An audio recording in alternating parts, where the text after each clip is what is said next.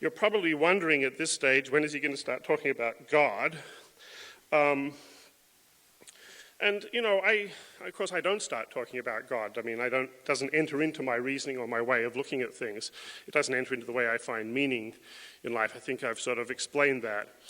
But I listen to other people, and I have an impression of how people think about God. And often I think when you take these four domains, God is somehow the sort of the punctuation point to stop you from just sort of going ever backwards in your questioning. You know, God is the ultimate cause.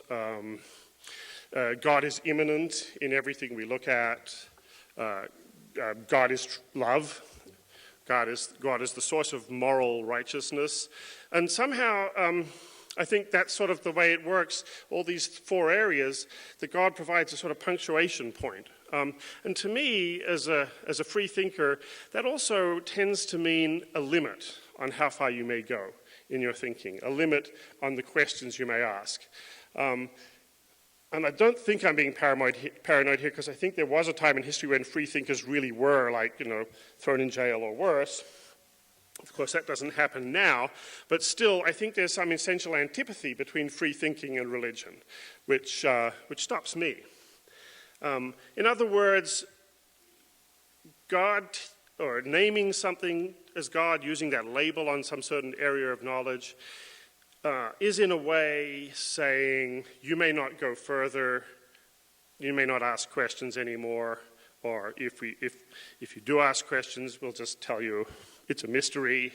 And so in some sense, it provides a boundary or a limit to free thinking. So let me tell you why I, as a mathematician who's been trained in logic, finds this faith attractive. Now, I'm not talking about faith in general. I'm not into spirituality for the sake of spirituality. I'm talking about the Christian faith as a particular thing that I find beautiful. So let me just close by telling you why. A few things. First, I think it is not ultimate truth given to us in an abstract setting, God giving us golden tablets of stone saying that is truth. But it is truth given to us in history. You see, I believe in the Christian faith that the Bible is a record of God's interactions with fools like me. The God of the universe personally interacting in history, and it's recorded in the historical thing. It's something you can measure. Now, you can't measure it scientifically, but you can at least study it historically. There's some litmus test that you can use to actually understand this thing. And the climax of the Christian faith is the birth, the death, and the historical resurrection of Christ. Now, if Jesus didn't historically resurrect, this is a junk religion. But if he did resurrect, we have to take it seriously. So can we use historical tools to think about this thing? And as a scientist, that I find attractive. The second thing I find attractive is how the truth is revealed. It does not require us to give blind allegiance to a God of absolute power, but it is the God of the universe who actually gives up his absolute power, bends his knee, and gives it up for us on the cross. I find this so attractive. The heart of the Christian faith, there's a God who died for his enemies, who prayed for their forgiveness. And the goal of a Christian is to imitate this God.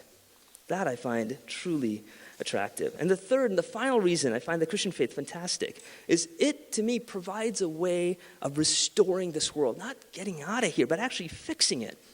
Not accepting what it is and just putting up with the injustice, not escaping it, hoping that one day I'm going to die and float in happiness, but that one day God will set the world right, and it starts today with us. The Christian life, to me, is not compensation for a good life. Somehow I did good and I get this reward, but it's a restoration of a good life.